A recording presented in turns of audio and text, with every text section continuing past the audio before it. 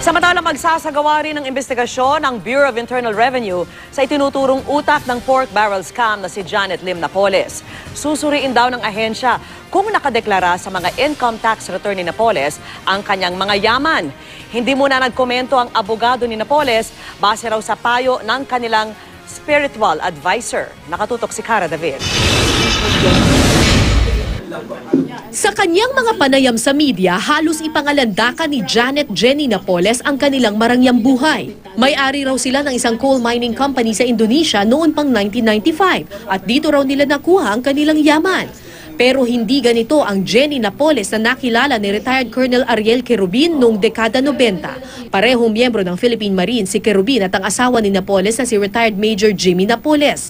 1993 nang maging magkaibigan ng kanilang mga asawa, ninang si Napoles ng isa nilang anak. At nahikayat nitong mag-invest ang unang asawa ni Querubin sa isa sa kanyang mga negosyo. Alam naman namin lahat na supplier siya.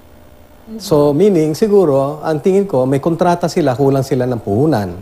Nagbigay sila ng pera, binibigyan niya ng porsyento na 5%. Pero makalipas ang ilang buwan, isa-isa na raw tumalbog ang mga checking ibinigay ni Napoles. 1994, kinumpronta ng mga Querubin si Napoles, pero naging mailap daw ito na labis ikinasama ng loob ng asawa ni Querubin. Namatay ang asawa ni Querubin isang araw matapos ang kanilang komprontasyon. Stress-related.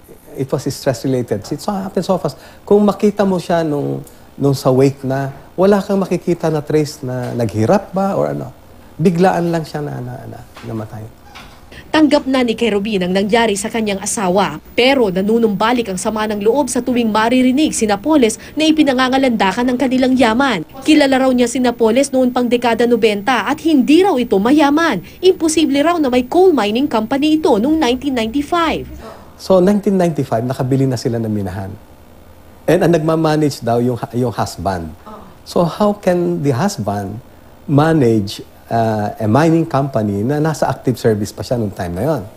So, mukhang padami ng padami yung mga inconsistencies. Pati ang BIR interesado sa mga yamang ipinangangalandakan ni Napoles at ng kanyang mga anak.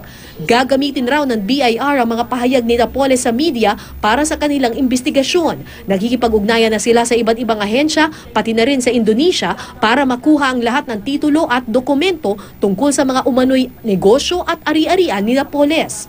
Kung totoo daw kasi ang mga ito, dapat nakadeklara ito sa kanyang income tax return. These are utterance against self-interest. No? So these are leads that lead us toward looking for those evidences. No? So, but we have to get the certificate showing ownership. Cara David, Nakatutok, 24 Oras.